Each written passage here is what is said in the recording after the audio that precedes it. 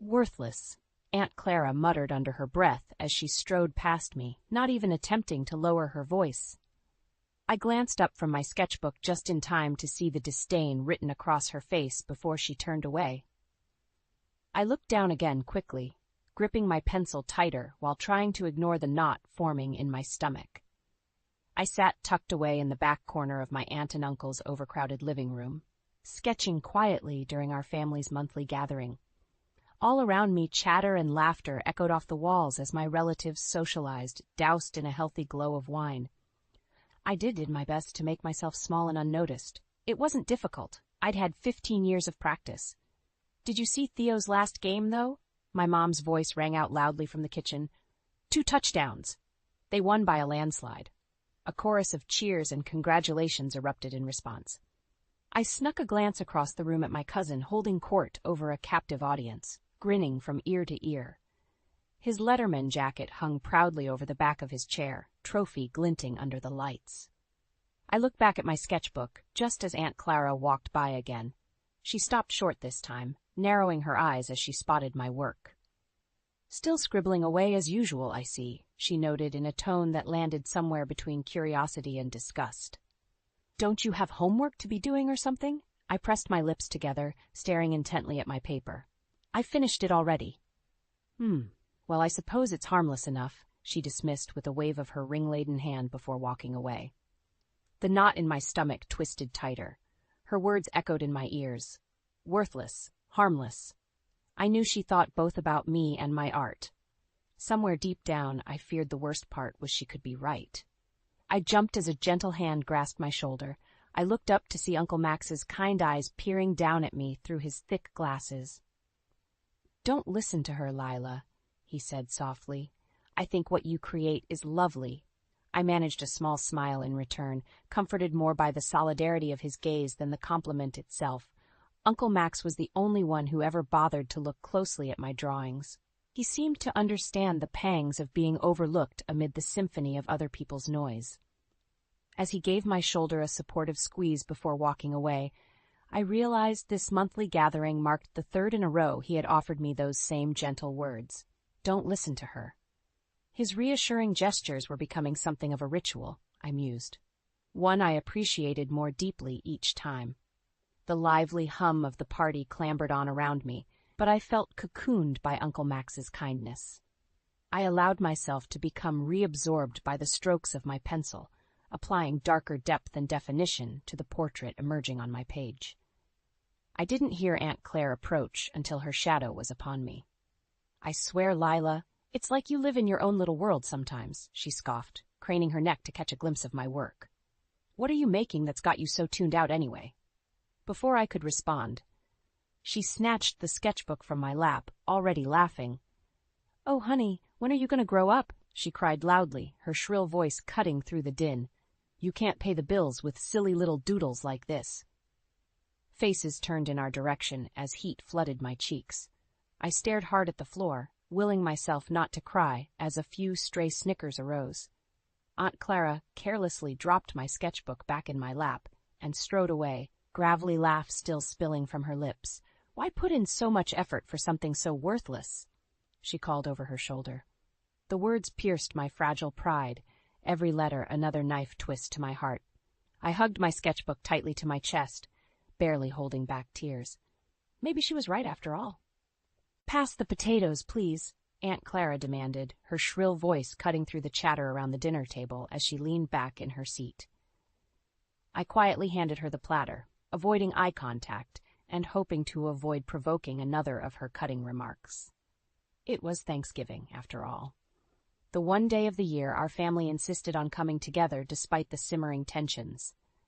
My hope of getting through dinner unscathed was short-lived. As usual, the conversation quickly turned to comparing my lackluster achievements to Theo's latest accolades. Theo made varsity quarterback as a sophomore. Uncle Ralph boasted loudly between bites of turkey and stuffing. Youngest one in years. "He's the real deal." A round of hearty congratulations followed as Theo grinned, basking in the glow of adoration and free-flowing wine. "I told you he'd be the star of the family," Aunt Clara joined in gleefully. "Brains and talent, he has it all. Not to mention that beautiful girlfriend of his. She let out an exaggerated sigh. My, they will have the cutest baby someday. Can't you just picture it? More laughter and smiles of agreement rippled around the long table. I sank lower in my chair and pushed a few peas around my plate, face burning. His life did seem pretty perfect, I admitted resentfully to myself. Quarterback, straight A's, leggy blonde doting on his every word. With a dejected exhale, I let my eyes wander around the room, carefully avoiding the golden boy himself. As an involuntary reflex, my gaze landed on my sketchbook, peeking out from my bag in the corner behind Uncle Max's wingback chair. Just like its owner, tucked away, forgotten, worthless. At that moment, Aunt Clara's grating voice cut through my gloom. It's such a shame not all young people live up to their potential. My eyes snapped to hers at the other end of the table. Her expression feigned sympathy, but I saw the malice flashing behind it. Poor Lila just drifts through life. I don't know how she'll ever amount to anything meaningful without some sparks flying up in that head of hers. Cold dread crept down my spine at the thinly veiled insult. Before I could open my mouth to respond, I felt a large hand firmly grasp my knee under the table. Uncle Max subtly shook his head, silently warning me not to engage. I bristled in frustration but held my tongue. Max gave my leg a supportive squeeze before removing his hand. Well, what about David? Aunt Edna chimed in nervously, attempting to reroute the conversation down safer terrain. How's that mathematics doctorate coming along? As the attention shifted, I quietly excused myself from the table. I strode swiftly to the corner and snatched up my sketchbook, fleeing to the dark solitude of the back porch. The cold night air bit at my wet cheeks, but I paid it no mind. I sank down on the porch steps, angrily swiping away tears. How dare she? I fumed, hands clenching and unclenching. Who is she to assume she knows my potential? After several shuddering breaths, my rage began to morph into despair. What if Aunt Clara was right? Maybe I would never amount to anything. I gazed forlornly down at my latest sketch, a portrait of Aunt Edna. The intricate details in her kind, wrinkled face had taken me hours to perfect. But what was the point if no one cared? It was worthless, just like me. A warm weight settled around my slumped shoulders, Uncle Max's wool coat. He eased down next to me with a soft groan, eyeglasses glinting in the moonlight. We sat without a word for several moments, my uneven breath sounding loud in the stillness. Finally, Max broke the heavy silence. Don't listen to her poison, Lila, he urged gently. She's just threatened by what she can't understand. He tucked a stray lock of hair behind my ear.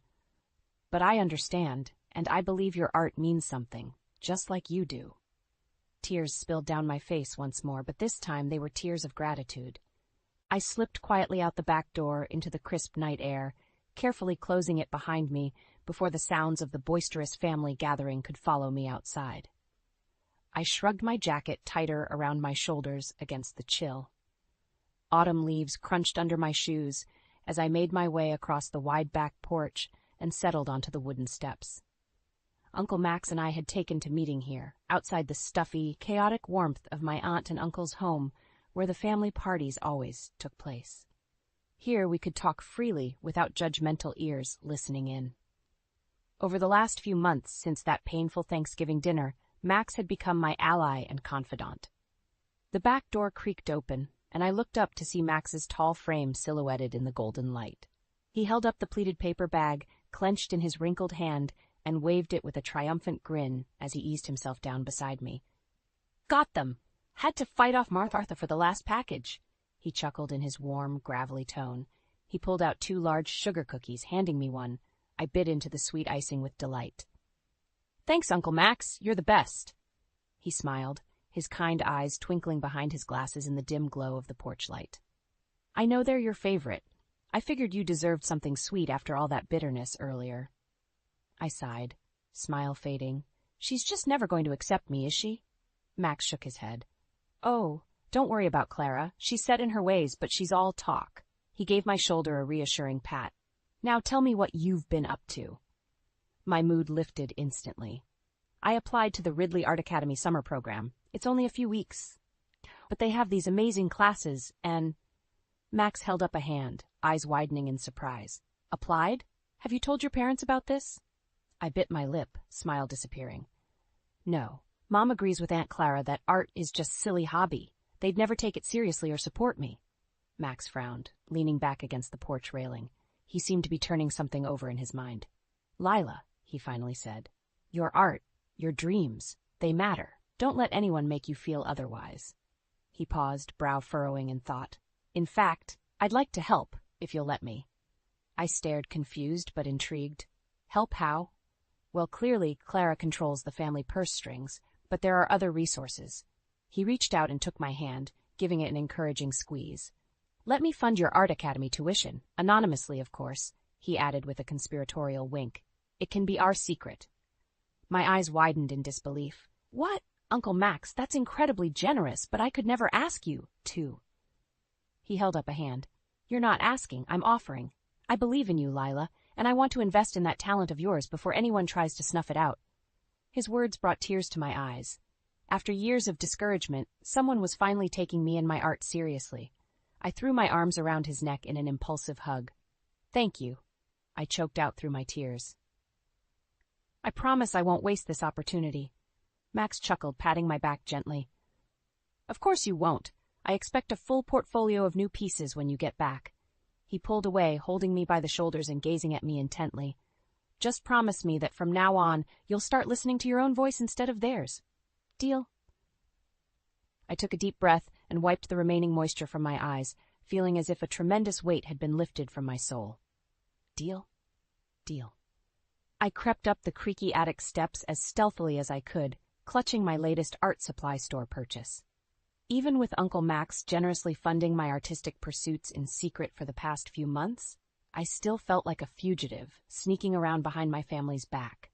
But the flush of excitement I felt unboxing shiny new artist pastels made the whole cloak and dagger act worthwhile. I had discovered I loved working with color almost as much as Mom disapproved of my artistic dabbling, as she called it. I smiled to myself, lifting the basement trapdoor slowly. Better to ask her forgiveness later than permission now. Just as the door was about to latch silently behind me, a shrill voice bellowed up from below. Lila Grace, what in heaven's name are you doing up there? Aunt Clara's harsh tones echoed off the attic walls, causing me to jump. The pastels tumbled out of my hands, clattering down the steps along with my heart. Nothing, Aunt Clara, I stammered, scrambling to collect my forbidden treasures strewn across the aging floorboards before she ascended. My efforts were in vain, however, as her heavy footsteps soon thudded behind me. I wheeled around to find Clara glaring down at the vibrant sticks gripped in my hands, eyebrows raised. Wordlessly, she extended her palm. Sheepishly, I handed her the receipt, clutched in my other hand. Squinting through her bifocals, she examined it for several moments while I held my breath. $84.76, she finally exclaimed. You spent nearly $100 on coloring sticks? They're oil pastels, I corrected under my breath. Her sharp eyes snapped to mine. What was that? I shrank back against the chill wall.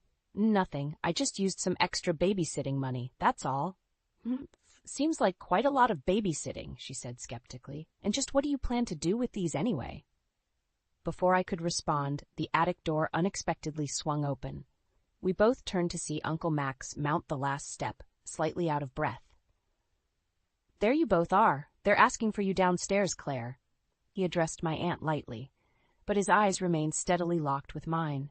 Clara glanced between us, lips pursed in suspicion, but she merely let out an impatient huff before tossing the receipt to the floor. We're not done discussing your little shopping addiction, young lady, she snapped as she brushed past Max. Once her footsteps retreated, I let out the breath I had been holding.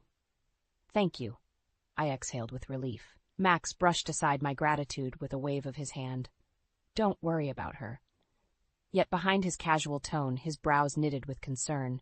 I sighed, sadness suddenly deflating my mood as I sunk down onto an old cedar chest. She's right, though. I can't keep sneaking around like this forever. I lifted my gaze to meet my uncle's kind eyes. Especially using money you work so hard for. It's too much, I confessed softly. Max crossed the room and crouched down in front of me, gently cupping my chin in his aged hand. Nonsense. That light I see ignite in you when you create is worth every penny. Don't let Clara make you feel otherwise, he urged. His voice took on an icy edge. And don't you dare give up. My eyes misted over with emotion. I covered his sturdy hand with my own trembling one. "I won't," I promised in a whisper, "as long as you believe in me." Max smiled then, a smile so warm and full of affection that in that moment I felt I could conquer anything. I paced the threadbare living room carpet, absently winding a lock of hair around my finger. The early morning sun streamed in through the crocheted curtains, glinting off the crystal vase on the coffee table. Usually the colorful wildflowers Aunt Edna lovingly arranged lifted my mood, but today I barely noticed them. "What's got you wearing a groove into my rug so early, child?"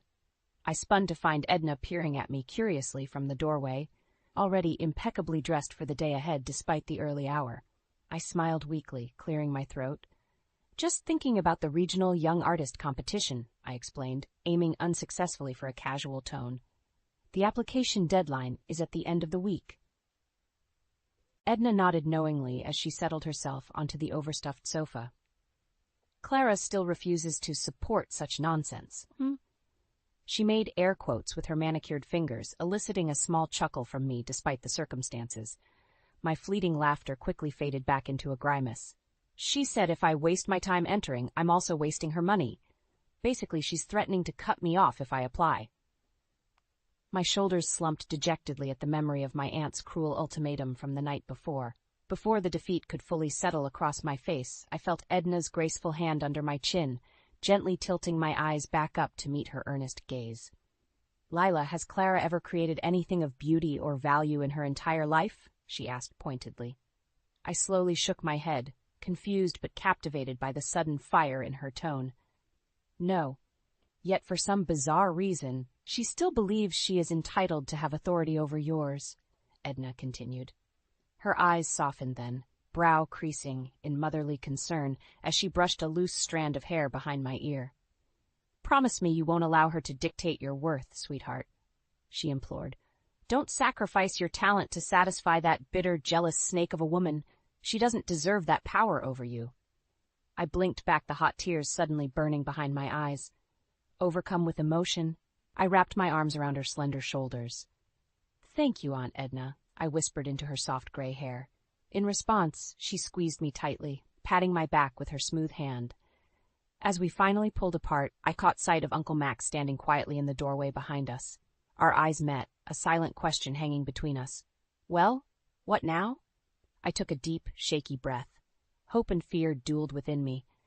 But seeing the unwavering conviction shining from Max's gaze, I knew I only had one real option. I turned back to Edna with newfound resolve. "You're both right. She doesn't control me. I'm submitting my portfolio, with or without her approval." A slow grin spread across my uncle's wrinkled face. Edna let out a delighted laugh, lightly swatting my knee. "Atta girl!" Max pronounced proudly. He gestured to the unseen painting upstairs that he had secretly financed for my application. "Now, let's make sure they see exactly what they'll be missing out on." Buoyed by their belief in me, I marched from the room with fresh purpose fueling every step. I was through hiding myself and my art away. For the first time, I felt brave enough to stand up for my dreams, no matter the cost. I took a deep, centering breath as I pushed open the tall glass gallery doors. The familiar smells of paint, turpentine, and fresh lacquer washed over me, instantly sparking my creativity. I felt at home here among these floors and walls that showcased artistic vision instead of suppressing it. Unlike my own home, I thought ruefully. I wound through the maze of partition walls displaying the regional Young Artists Contest submissions, searching for my collection. My heels clicked crisply on the polished concrete floors, echoing through the cavernous space. Despite having captured first prize in the competition last month, the thrill of that victory had been short-lived. Oh sure, Edna and Max had celebrated exuberantly on my behalf, toasting my talent with a bottle of contraband champagne, but my parents could barely mutter a half-hearted congratulations through tight lips. Mother refused to even glance at the museum passes and tuition voucher the contest awarded me. And Aunt Clara, she had flown into such a jealous rage when she learned of my win that she stormed off in disgust, vowing to never speak to me again. Her reaction still stung, marring what should have been a shining moment of validation. I rounded a corner, and there suddenly were my paintings, a collection of vivid, abstract cityscapes titled Overlooked Beauty. I traced a gentle finger down the gilded plaque bearing my name, allowing myself a small, satisfied smile. No matter their reaction, this was still an incredible honor at just 18. These pieces represented my true vision, not anyone else's expectations of what art, or my future, should look like. My smile slipped as footsteps echoed behind me, followed by a grating chuckle that could only belong to one person. I steeled myself as Clara's scowl appeared over my shoulder in the painting's reflective glass. "Well, it's about time you grew up and started painting something worthwhile," she proclaimed with begrudging approval. Her critical eye assessed the building's luminous geometries and brooding alleyways. "At least these I can actually recognize as art, instead of that avant-garde nonsense you usually dirty a canvas with." I clenched my fists behind my back, holding back the acid retort on the tip of my tongue. As I met her baleful gaze in the glass, I realized defending my work was no longer needed. The prize ribbons did that for me now. I simply cleared my throat and gestured to a nearby painting of a crumbling liquor store glowing vibrantly against a stormy sky. "The buildings no one else notices often hold the most beauty inside," I offered mildly. "It's all about perspective." Clara narrowed her eyes, processing the subtle meaning behind my words. Before she could supply a scathing rebuttal, however, Max suddenly materialized beside us. "There you both are. Lila, the gallery director, is looking for you," he interjected smoothly, placing a proprietary hand on my shoulder. "The mayor wants to discuss commissioning a city mural. Shall we?" He guided me away without another glance at Clara's dumbfounded expression. As we walked, I felt lighter and more self-assured than I had in years. The Aunt Claras of the world would always try to hide my shine out of jealousy. But it was getting far harder to dim my inner light these days, especially with Uncle Max so devoted to stoking my creative fire. A waiter crossed in front of me, obscuring my view of the gallery's entrance for a moment. I tracked him impatiently with my eyes as he wove through the well-dressed crowd, offering champagne and hors d'oeuvres on a silver platter. When he finally moved aside, I caught sight of Aunt Clara making yet another dramatic entrance. I grimaced to myself behind my own champagne flute. Trust Clara to be fashionably late to an event celebrating someone else's success. She glided into the gallery in a slinky black dress more suited to a cocktail party than an art show, air-kissing the room as all eyes turned to admire her. I noticed more than a few men's gazes linger a bit too long on her overly accentuated curves as she held court. "Quite an eye-catching woman," Max commented discreetly as he appeared beside me, following my irritated gaze. "She knows it too," I muttered before taking another sip. "But let her preen. Tonight is about my art, not her." Max smiled and clinked his glass gently against mine. "I'll toast to that." Any further conversation was interrupted by the gallery director's amplified voice welcoming the crowd. I thanked her politely as she congratulated me on the turnout and praised my evocative urban scenes. As she moved away to confer briefly with the curator, Clara slinked up in her wake. "Well, congratulations, dear," she purred with mock sincerity, air-kissing my cheek. "Who knew your silly little pastime might actually lead somewhere?" Her patronizing smile didn't reach her eyes. I suppose beauty is subjective after all. I resisted the urge to wipe off her cloying lipstick. "How gracious of you to come, Aunt Clara," I replied evenly instead, "since I know how subjective creative pursuits can be for you." Clara's painted smile faded slightly. Before she could supply what was surely a scorching retort, the director returned to the microphone, bringing the chatter to a close. "Again, we are so pleased to showcase this promising young talent's unique perspective," she said, gesturing toward me. "It's clear Lila has a fresh, meaningful artistic vision, one that her Uncle Max should be very proud of cultivating." Murmurs of appreciation echoed from the audience along with a smattering of applause. Clara's head swiveled sharply between me and Max. Under the weight of her glare, understanding visibly dawned across her primped features, followed swiftly by outrage. But before she could cause a scene, I stepped forward, holding up a gracious hand to acknowledge the accolades. "Actually, my Aunt Clara deserves quite a lot of credit for the inspiration behind this collection," I interjected smoothly into the microphone. "In fact, the title, Overlooked Beauty, is an homage to her unique perspective on my creative potential over the years. I turned to lock eyes with Clara, whose face had turned nearly purple. But true vision lies in those willing to look closer and nurture unseen gifts, not suppress them, regardless of popular opinion. I smiled benignly. Don't you agree, Aunt Clara? Her mouth opened and closed like a gasping fish under the weight of too many eyes and the hidden accusation in my words.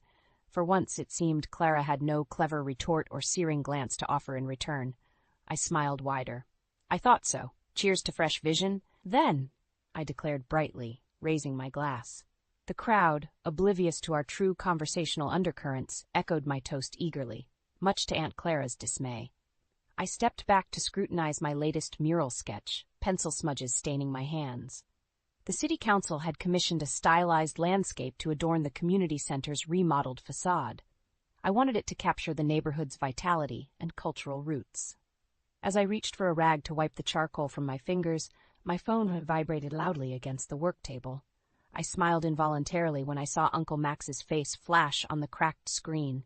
"Working hard as always," he exclaimed when I answered. His warm approval still caused a glow of pride to swell in my chest. "Just trying to do justice to the Irvington district," I replied, holding up my drawing to the light.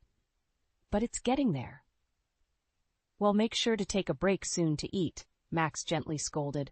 "We need to keep that brilliant artistic mind of yours fed, after all." I laughed. "I will, and thank you, Uncle Max."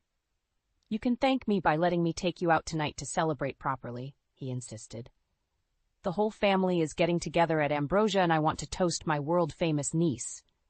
My smile faltered slightly.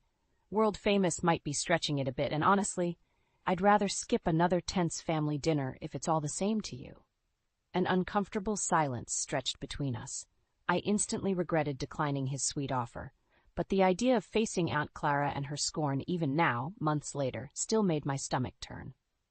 The wounds from her resentment ran deep. Max cleared his throat gently. "Well, I understand if you're still feeling raw, but for what it's worth, Clara has been trying to make amends lately." I snorted in disbelief. "Clara doesn't do amends." "I'm serious," Max insisted. "She knows she behaved wretchedly. Don't you think she at least deserves a chance for old time's sake?" I bit my lip, considering. The genuine entreaty in his voice gave me pause. And he had a point. Holding grudges had never been in my nature. I sighed deeply. Okay, I'll be the bigger person, but I'm not promising anything more than basic civility." Max chuckled, clearly pleased. "That's all I ask. I'll swing by at 7 to get you. See you soon." I set down the phone with a reluctant smile. One tense dinner couldn't derail my newfound creative joy and confidence, and if Aunt Clara was genuinely ready to bury the hatchet, then maybe, just maybe, it was time I did too.